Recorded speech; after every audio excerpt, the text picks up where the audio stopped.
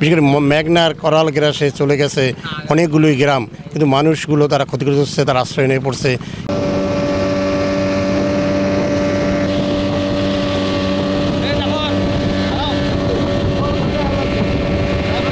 আমাদের মেহেন্দিগঞ্জে নদী ভাঙনে এখন পর্যন্ত ক্ষতিগ্রস্ত মানুষের পরিমাণ প্রায় 50 থেকে 60 হাজার।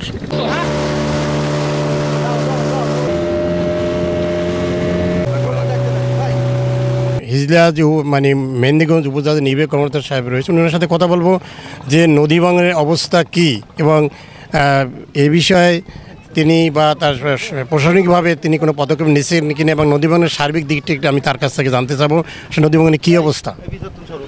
আমাদের মেহেন্দিগঞ্জে আপনারা জানেন যে 16টি ইউনিয়ন আছে। এই 16টি ইউনিয়নের কোনো না কোনো জায়গা থেকে প্রতিনিয়তই নদীতে ভাঙছে। তো এজন্য আমাদের বর্তমান সরকার এই নদী ভাঙন প্রতিরোধের জন্য খুবই আন্তরিক। বর্তমান সরকার আমাদের এই নদী ভাঙন রোধের জন্য আপনারা দেখবেন যে শ্রীপুর, মেহেন্দিগঞ্জ সদরের সাদিকপুর, উলানিয়া দক্ষিণ, উলানিয়া উত্তর, চরাক্রিয়ার দাঁতপুর নামক জায়গা, দরিশ্বর খাজুরিয়া, লতা, আন্দারমানিক এবং জয়নগর, এই সকল ইউনিয়নে জিও ব্যাগ ফেলছে। এখন বর্তমানে জিও ব্যাগ ফেলা হচ্ছে এবং এই জিও ব্যাগ ফেলার মাধ্যমে আমাদের নদী ভাঙন অনেকটাই রোধ হয়েছে।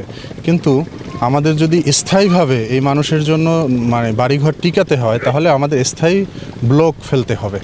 তো এই স্থায়ী ব্লক ফেলার জন্য আমাদের উপজেলা থেকে একটি প্রস্তাব দেওয়া হয়েছিল যে উলানিয়া থেকে সাদিকপুর পর্যন্ত 9 কিলো জায়গা স্থায়ী ব্লক দেবে এবং আমাদের শ্রীপুর ইউনিয়নে 2.5 কিলো জায়গা স্থায়ী ব্লক দেওয়া হবে।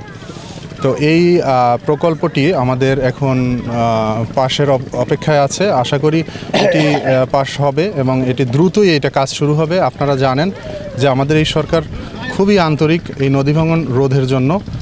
এজন্য আমাদের যিনি পানি সম্পদ মন্ত্রণালয়ের সম্মানিত উপদেষ্টা মহোদয়ের পিএস স্যার এবং অন্যান্য যারা জড়িত কর্তৃপক্ষ আছে, তারা এই নদীর তাদের অত্যন্ত ব্যস্ততার মধ্যেও তারা কিন্তু এই নদী আপনারা দেখলেন যে তারা ভ্রমণ করে গিয়েছে এবং তারা আশ্বাস দিয়েছে এবং অতি দ্রুতই আমাদের স্থায়ী বাঁধের কাজ শুরু হবে। নদী ভাঙনে কত লোক ক্ষতিগ্রস্ত একটু বলবেন এবং আশ্রয়হীন কত লোক আছে এবং কী অবস্থা? আমাদের মেহেন্দিগঞ্জে নদী ভাঙনে এখন পর্যন্ত ক্ষতিগ্রস্ত মানুষের পরিমাণ প্রায় 50 থেকে 60 হাজার। যে আদমশুমারি হয়েছিল 2011 সালে, সেই আদমশুমারি মেহেন্দিগঞ্জের জনসংখ্যা ছিল 4,27,000, আর গত যে আদমশুমারি হলো 2022 সালে, তো তখন আমাদের জনসংখ্যা দেখাচ্ছে 2,83,000। তাহলে দেখা যাচ্ছে যে মেহেন্দিগঞ্জের প্রায় 1,40,000 জনগণ এরা মাইগ্রেট করে অন্য কোথাও গিয়ে হয়তোবা বসতি স্থাপন করেছে।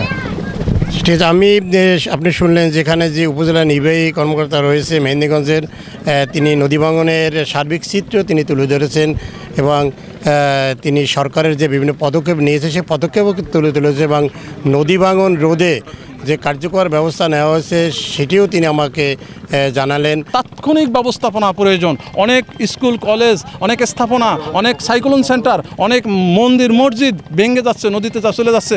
তাৎক্ষণিক ওনাকে বলার সাথে সাথে আমাকে উনি 60টা প্রকল্প তাৎক্ষণিক ব্যবস্থায় অনুমোদন করে দিলেন, যেগুলোর কাজ ইনশাল্লাহ এখনও চলমান আছে।